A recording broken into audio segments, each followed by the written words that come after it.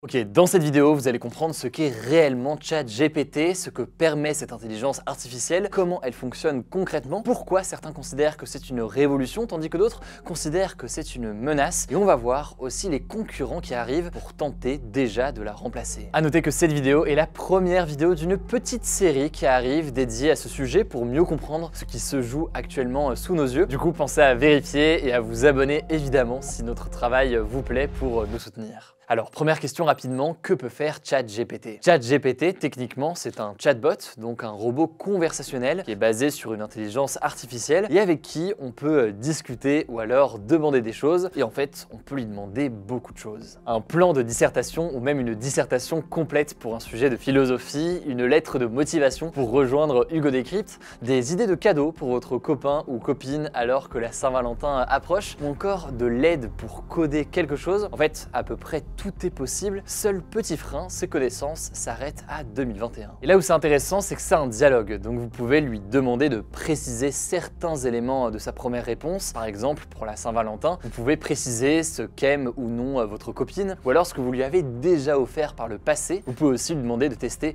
une autre méthode, de répondre avec un certain style, un certain format, une certaine longueur, bref, plus vous lui parlez, plus vous pouvez lui préciser et lui demander de sortir ce dont vous avez réellement besoin. Bref, on va revenir là-dessus juste après, mais dans l'idée, c'est donc un robot avec qui vous pouvez discuter et qui est à votre service, y compris pour des tâches techniques assez complexes. Alors, qui est derrière ChatGPT? Eh bien, c'est une société américaine qui a été créée en 2015 qui s'appelle OpenAI. Parmi ses cofondateurs, on retrouve un certain Elon Musk. Alors, Elon Musk n'est pas tout seul sur cette société, très loin de là d'ailleurs. Il a pris pas mal de distance ces dernières années concernant le projet, suite notamment à des désaccords. Le nom à retenir en fait, c'est Sam Altman, qui est par ailleurs le directeur du prestigieux incubateur de start-up Y Combinator. A noter au passage qu'à l'origine, OpenAI, c'était juste une organisation, une asso à but non lucratif, mais c'est devenu une entreprise à part entière en 2019, et c'est un changement de méthode qui a été pas mal critiqué par certains. De leur côté, OpenAI et Sam Altman le justifient par un besoin de lever des fonds et de tenter de rentabiliser tout cela pour continuer à progresser. Et à noter aussi qu'aujourd'hui, OpenAI est aussi à l'origine d'une autre intelligence artificielle dont vous avez peut-être entendu parler ces derniers mois. Il s'agit de DALL-E, jeu de mots entre le nom du peintre Salvador Dali et le robot de Pixar Wall-E. C'est une IA qui est donc capable de créer des images à partir de textes. Par exemple, si vous voulez un panda chimiste jouant avec des produits chimiques version art moderne, et bien voilà la version de DALL-E qui est générée. On aura l'occasion de parler de tout ça dans une autre vidéo. Alors ChatGPT a été rendu accessible comme prototype le 30 novembre dernier et ça a été tout de suite un énorme succès. On a compté 1 million d'utilisateurs en 5 jours, ce qui est absolument énorme. Petit élément de comparaison, voici le temps qu'il a fallu à d'autres boîtes ou services aujourd'hui mondialement connus pour atteindre le même nombre d'utilisateurs. Alors comment est-ce que tout cela fonctionne? Bon, déjà ça n'a rien à voir avec les chatbots qui étaient là il y a quelques années. En 2018 par exemple, j'avais créé un chatbot sur Messenger et vous étiez quelques dizaines de milliers à le suivre où je vous envoyais chaque jour les actualités du jour. C'est l'ancêtre de ce qu'on fait aujourd'hui sur Instagram notamment. Et sur ce chatbot, c'était très simple. Si vous disiez non, je veux pas d'actu, vous envoyez pas les actus. À l'inverse, si vous cliquiez sur oui, je veux les actus du jour, eh bien je vous envoyais les actus du jour. Même chose pour le débat, je vous l'envoyais. Vous cliquiez si oui ou non vous vouliez participer au débat. Tout cela était pris en compte. C'était vraiment une interface assez simpliste comme la plupart des chatbots en fait à l'époque. Mais là en l'occurrence avec ChatGPT, c'est un chatbot qui est très différent. ChatGPT fonctionne avec ce que l'on appelle un modèle de langage. En anglais, on parle de LLM pour Large Language Models. En gros, c'est des modèles qui ont pour ambition d'imiter le langage humain. Les premiers modèles de langage datent de 2017. Vous avez déjà interagi sans le savoir avec un modèle de langage. Si par exemple, un jour, vous étiez en train d'écrire un mail sur Gmail et Gmail a automatiquement fini votre phrase en vous proposant automatiquement les derniers mots. Alors ChatGPT fonctionne grâce à l'un des modèles les plus performants au monde actuellement, c'est GPT 3.5. C'est l'un des modèles de l'entreprise donc OpenAI. Et GPT 3 est capable de faire beaucoup plus que simplement compléter des bouts de phrases. Vous l'aurez compris, il peut générer des textes entier à partir de ce que vous lui proposez ou à partir de ce que vous lui demandez. Alors comment ça fonctionne un modèle de langage? Comment est-ce qu'une intelligence artificielle comme ça peut construire des phrases au fur et à mesure avec quelques secondes d'attente? En gros, il faut un peu imaginer ça comme un giga ordinateur qui a absorbé une énorme masse de textes écrits au départ par des humains. Et ces textes, ça peut être des centaines de milliards de livres ou alors des centaines de milliards de textes publiés sur Internet. Et c'est à partir en fait de cette matière que cette intelligence artificielle va faire ce que l'on appelle du deep learning, donc de l'apprentissage profond. Et donc cette quantité de données considérable va l'aider tout simplement à mieux comprendre et à mieux s'améliorer au fur et à mesure pour tenter à terme de reproduire donc le langage humain. Et pour vous rendre un petit peu compte de toute la quantité de données que ça représente, dites-vous que GPT 3.5 a ingurgité tout Wikipédia en anglais. Et ça, ce Wikipédia en anglais, ça représente seulement 0,6% des textes qu'il a appris. Alors que vous voyez un peu la longueur des articles Wikipédia parfois et le nombre d'articles qui sont disponibles. Autrement dit donc, cette intelligence artificielle a absorbé beaucoup de données. Ça c'est donc assez classiquement, et vraiment j'ai expliqué très simplement le fonctionnement d'un modèle de langage, et ce n'est pas spécifique en soi à ChatGPT.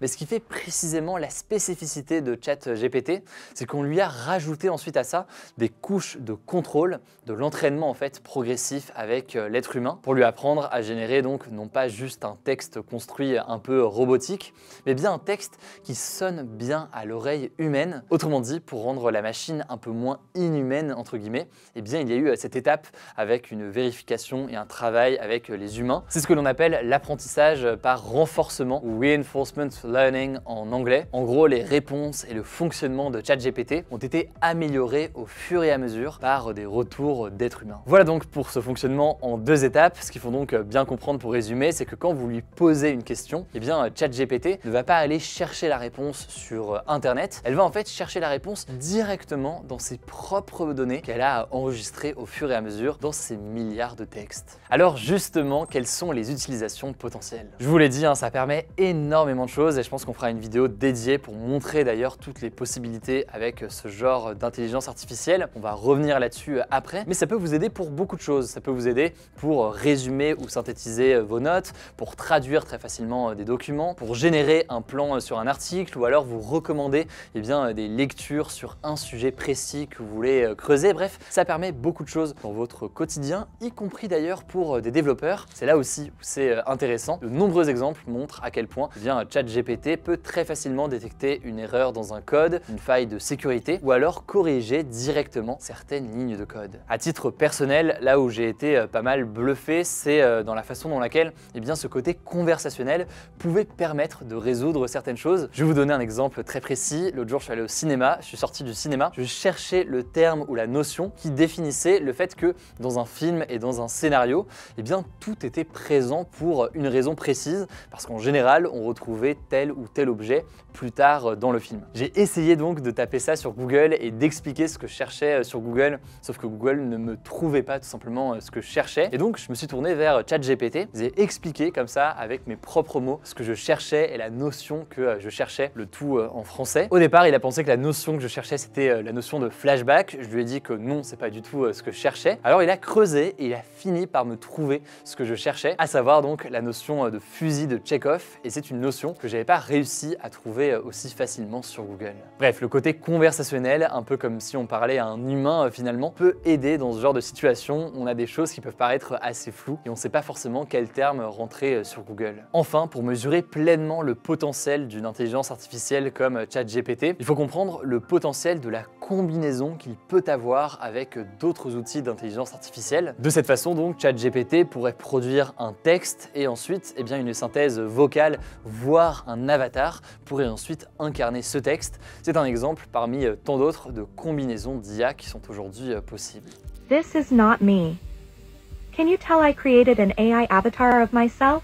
À noter au passage, une notion à retenir, c'est la notion de prompt. Le prompt, en fait, c'est donc la formule, la phrase que vous entrez dans une intelligence artificielle pour qu'elle vous sorte la meilleure chose. Ceux qui arrivent en fait aujourd'hui à bien utiliser ChatGPT ou même plus généralement les différentes intelligences artificielles qui sont disponibles, ce sont les personnes qui arrivent à utiliser les bons termes et les bonnes formulations pour être bien compris par l'IA et donc avoir la réponse la plus pertinente et la plus précise. Et d'ailleurs, en ligne aujourd'hui, on retrouve des sites qui répertorient les bonnes formules à connaître pour vous aider tout simplement au quotidien. Alors, est-ce que ChatGPT peut remplacer certains métiers? Là-dessus, autant le dire tout de suite, voir des emplois menacés, c'est indéniablement un risque majeur, comme dans chaque révolution technique. Par exemple, quand Gutenberg a inventé l'imprimerie au XVe siècle, eh bien, ça a petit à petit signifié la fin des moines copistes, ces moines qui recopiaient les textes pour en produire des nouveaux exemplaires. Et là, en l'occurrence, les technologies dérivées de modèles de langage comme ChatGPT ont le potentiel de bousculer tout un tas de secteurs, à commencer par exemple par le secteur du marketing. ChatGPT a la capacité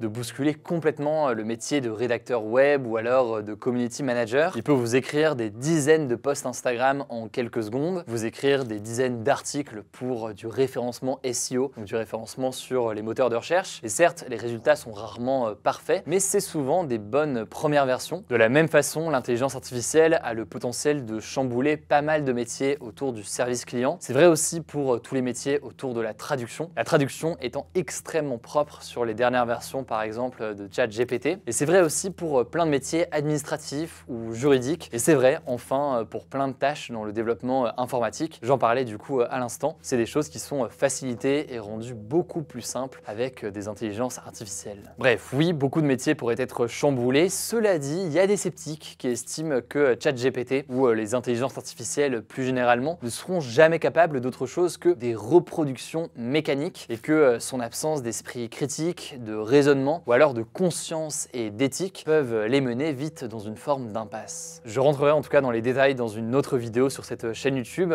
mais a priori les intelligences artificielles détruiront des emplois et en créeront aussi potentiellement des nouveaux. C'est le principe de la destruction créatrice, une notion qui a été popularisée par l'économiste Schumpeter. Là où ça se complique par contre, c'est que les emplois détruits risquent d'être des emplois peu qualifiés, alors que les emplois créés risquent d'être moins nombreux, donc déjà moins nombreux que les emplois détruits, mais aussi des emplois plus qualifiés, typiquement des personnes capables de manier de telles technologies qui nécessitent donc des compétences particulières. Tout ça pose donc un enjeu plus large, déjà sur notre rapport au travail, mais aussi sur la croissance potentielle des inégalités et ce que ça doit poser aussi en termes de modèle de société. Et d'ailleurs, ça pose des questions plus larges sur une telle intelligence artificielle, la question du besoin, est-ce qu'on en a réellement besoin? La question de l'envie ou non d'aller aussi vers de telles technologies. Certains estiment que c'est inévitable et que donc on a juste à voir le train passer, alors que d'autres estiment que eh bien, ce n'est pas forcément inévitable et que c'est un choix de développer ou non de telles technologies. C'est donc un sujet quasiment philosophique aussi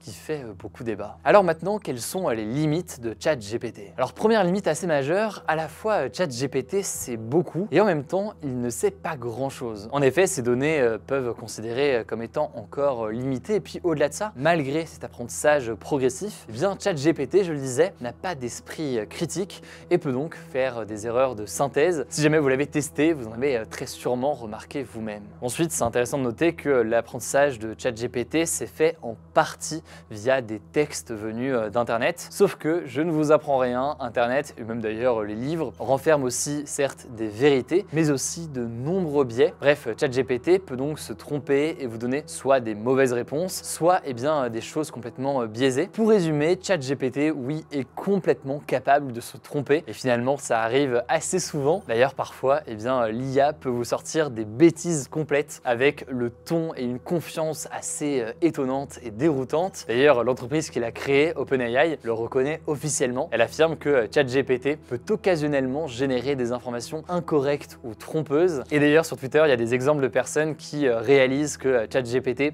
raconte n'importe quoi. Ils lui font donc remarquer et à ce moment-là, le robot leur répond que oui, c'est vrai, ce qu'il a dit est complètement erroné. Deuxième limite très rapidement de ChatGPT, en tout cas dans sa version actuelle, il n'est pas relié à Internet. En fait, son apprentissage est limité à une certaine date, en l'occurrence aujourd'hui à fin 2021. Donc, par exemple, aujourd'hui, ChatGPT n'est pas capable de vous dire qui a remporté la Coupe du Monde 2022, parce qu'il a été configuré avant. Bon, ça à la limite, moi ça me gêne pas, ça me permet d'oublier la défaite de 2022. Mais en termes d'information, forcément, ça pose beaucoup de questions. Cela dit, tout cela pourrait changer, notamment avec les prochaines versions de GPT-3 ou GPT-4 du coup, qui vont être développées à l'avenir. C'est des systèmes qui devraient être basés sur beaucoup plus de données, y compris du coup des données plus récentes. Et ça amène donc un potentiel assez important pour l'avenir. Autre limite qu'on peut noter de ChatGPT, ça c'est plus du côté d'OpenAI, mais en fait aujourd'hui c'est un outil qui n'est pas rentable en l'état. Et plus qu'une limite, en fait c'est une interrogation qu'on peut se poser sur l'évolution de ce robot-là. En effet, aujourd'hui c'est un outil qui est en bêta, donc qui est en phase de test et qui est gratuit pour tout le monde depuis le 30 novembre. Et vous l'aurez peut-être remarqué, si vous l'utilisez vous-même, il y a souvent en fait un bug avec le site qui est complètement fermé, tout simplement parce qu'il y a trop de monde qui essaie de l'utiliser. Or tout cela coûte très cher du côté d'OpenAI de l'autre côté. OpenAI a bien conscience de tout ça et l'entreprise a annoncé ce 1er février un abonnement payant pour pouvoir utiliser ChatGPT, même en période de forte demande. La formule s'appelle ChatGPT+,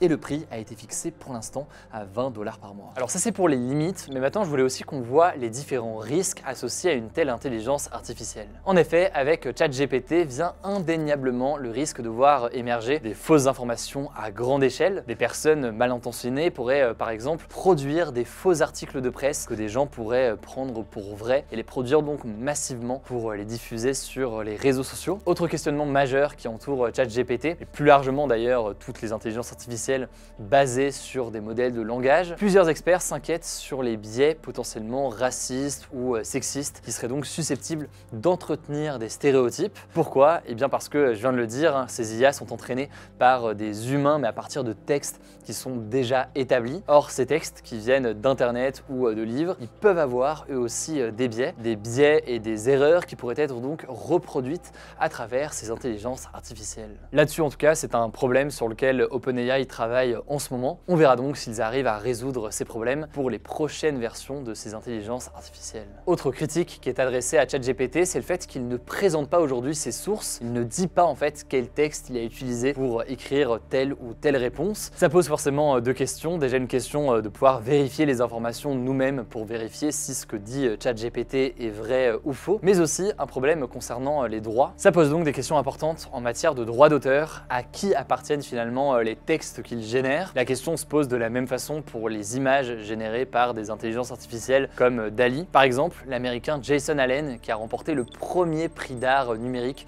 à la foire de l'État du Colorado avec cette image créée par l'IA Midjourney. Cette image, est-ce qu'elle appartient à celui qui a tapé les bonnes commandes sur une intelligence artificielle? Est-ce qu'elle appartient plutôt à l'intelligence artificielle ou est-ce qu'elle appartient à tous les auteurs finalement dont se sont inspirés cette IA pour générer cette image? Je rentre pas dans tous les détails ici sinon ça va durer très longtemps, mais c'est un débat qui agite beaucoup en ce moment les juristes, la question du droit d'auteur et de sa remise en cause avec l'intelligence artificielle. Très rapidement aussi, il faut noter qu'une telle intelligence artificielle pose aussi des questions sur la façon dont l'éducation se fait aujourd'hui. En effet, de plus en plus d'étudiants utilisent ChatGPT pour générer des plans de dissertation, voire des dissertations directement avec une IA. Or, certaines écoles, comme par exemple Sciences Po Paris il y a quelques jours, ont annoncé l'interdiction d'utiliser de tels outils pour faire des travaux à la maison par exemple. D'autres à l'inverse estiment que c'est une révolution assez inévitable, que de la même façon que Internet a été d'une aide importante pour travailler,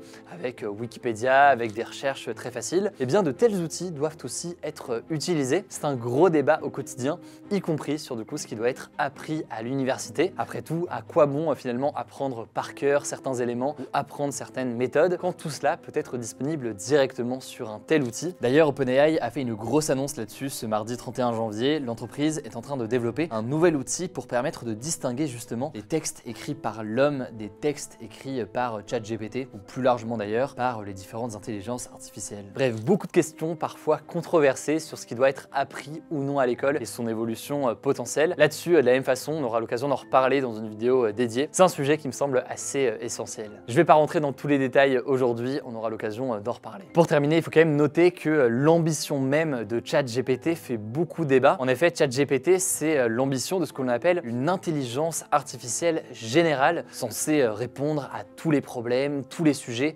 un peu quasiment comme un dieu ou un demi-dieu. Et c'est une ambition jugée dangereuse par certains. Là aussi, on aura l'occasion d'en reparler sur ces grands débats qui animent l'intelligence artificielle et les sujets d'éthique. En tout cas, il faut noter que ChatGPT, ce n'est qu'une version bêta, une version de test, et OpenAI promet une nouvelle version beaucoup plus puissante dans les prochains mois, basée sur un nouveau modèle de langage appelé GPT-4. Enfin, Microsoft a déjà aujourd'hui investi massivement dans OpenAI. On parle de plus de 10 milliards de dollars investis. Ça va donc être intéressant de voir comment Microsoft va rattacher ChatGPT à ses outils déjà existants. Et justement, ce mardi 7 février, Microsoft a annoncé officiellement que ChatGPT allait être intégré à son moteur de recherche Bing. L'objectif donc, c'est de tenter de faire revenir Bing et son navigateur Edge dans la course face à Google. Google qui a très clairement pris le dessus ces dernières années. Et par ailleurs, il faut aussi noter que d'autres intelligences artificielles se développent par-ci par-là en parallèle. Google, par exemple, travaille à sa propre intelligence artificielle avec notamment sa société appelée DeepMind. Et DeepMind travaille en ce moment à un projet de chatbot